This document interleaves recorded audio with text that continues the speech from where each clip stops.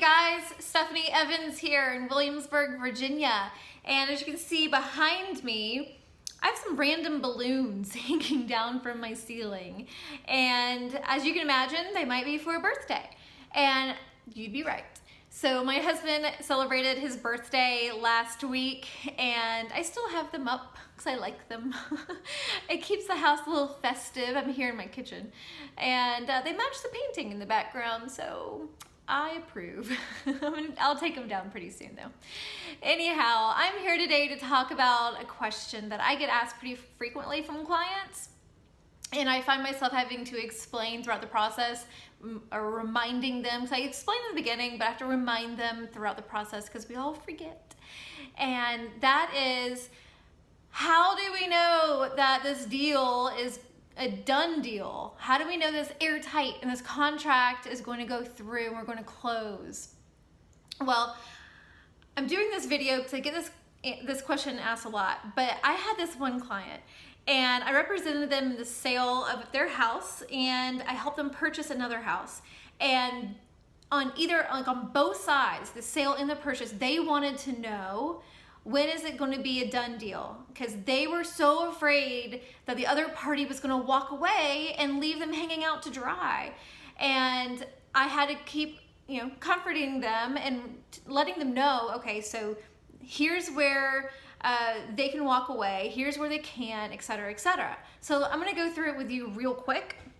And if you have any further questions after this video is over, feel free to contact me and I can help you out any way I possibly can. So the very first one I'm going to only speak for my state, which is Virginia, and that is the home inspection period. So I know in some other states, there's a thing called due diligence, and after you get a ratified contract, I believe the buyer has, I want to say 2, 3, 4 days just to change their mind before anything else happens. Well, we don't have that in Virginia, but what we do have, like I said, is a home inspection period. And that starts on day 1 after a ratified contract. And the buyer has a certain number of days. Typically it's 10, but that can be adjusted some. And the buyer has that amount of days to do a home inspection on their newly purchased property. And then there's a negotiation period which follows that.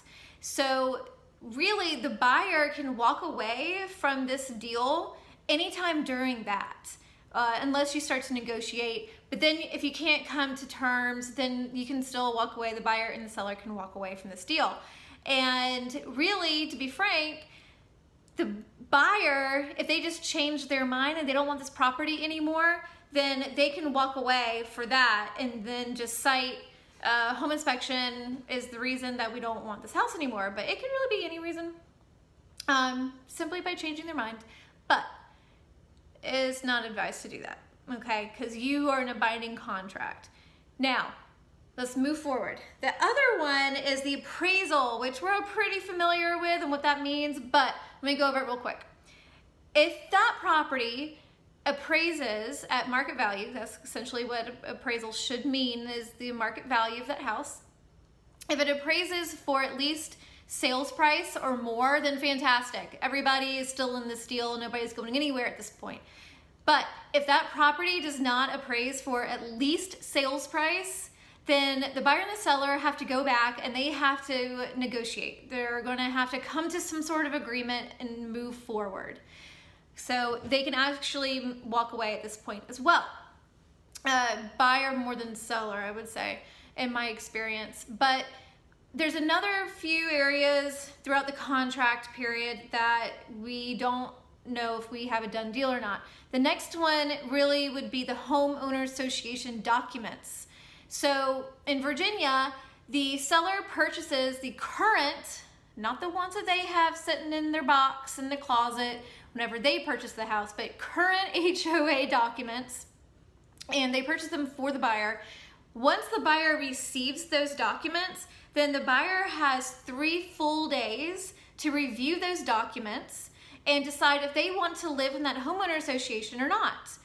And again, you can, if the buyer decides that they don't want that house anymore, if you're getting an uneasy feeling or anything like that, which you never know, that's an easy out for a buyer, is through those 3 days.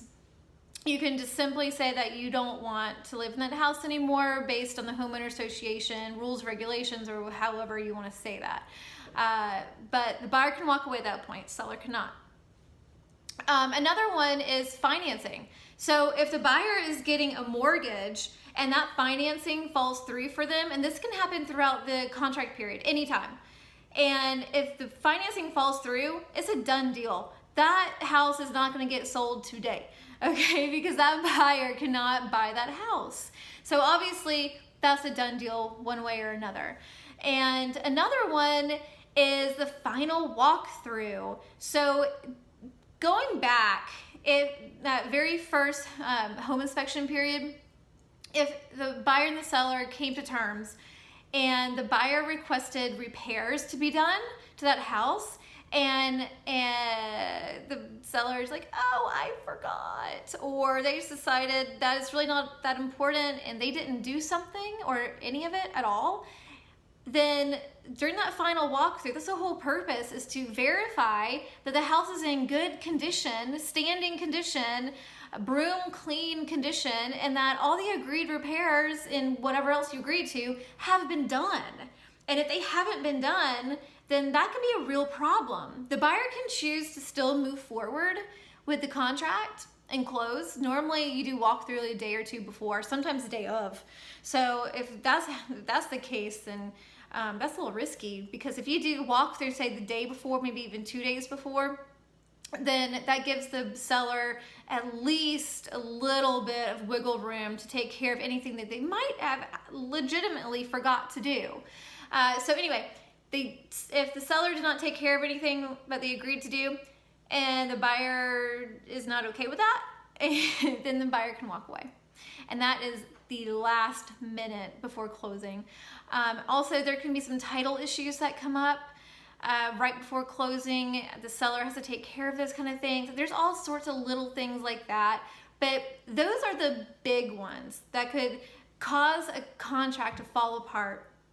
So I hope that answers your questions. Again, if you have any further, feel free to give me a call, email me, visit my website, and I will talk to you guys later. Have a great day.